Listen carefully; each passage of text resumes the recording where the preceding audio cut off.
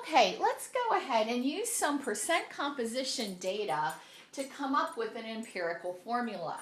So this question is, what is the empirical formula for a compound that is 69.94% iron and 30.06% oxygen? And so what we're going to do is we're going to assume that we have a 100-gram sample, and it's going to make it so much easier because 69.94% of 100 is 69.94. So that percent sign just becomes grams. So that's how many grams of iron we have. And of oxygen, we have 30.06 grams of oxygen. So that's step one. Just change those percentages into grams. Now, the next thing we need to do, we need to know the ratio of iron to oxygen, and we need to get moles of each. So step two, we're going to get moles of each.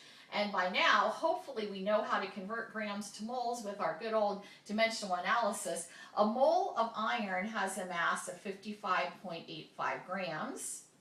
And see how the grams cancel. Again, here we want grams of oxygen down here. We want moles up here, and a mole of oxygen has a molar mass of 16.00. And so when we get moles of iron and when we get moles of oxygen, what I get is 1.252 for iron. And go ahead and take it out to 4 significant digits. And for the oxygen, I get 1.879. So these are the moles of iron and the moles of oxygen.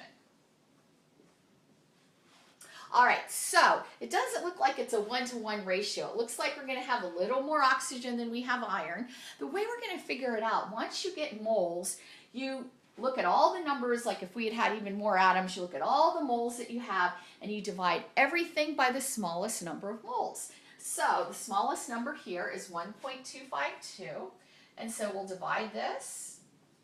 We get a 1. And when we divide this, we don't get a whole number. We get 1.5. So it's like for every iron, we have 1.5 oxygens. We don't ever see an empirical formula that looks like that. Normally in empirical formulas, we need a whole number ratio. So we're not going to write our empirical formula like this. What we want to do is we want that 1.5 to be a whole number. So you just start multiplying by integers until you get a whole number.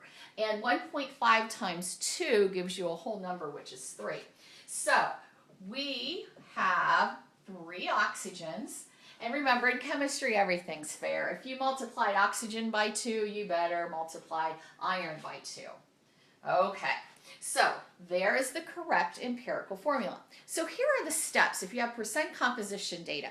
And we did this in general chemistry. Step 1, that percent composition data, assume 100 grams, change the percent to grams. Step 2, convert grams to moles.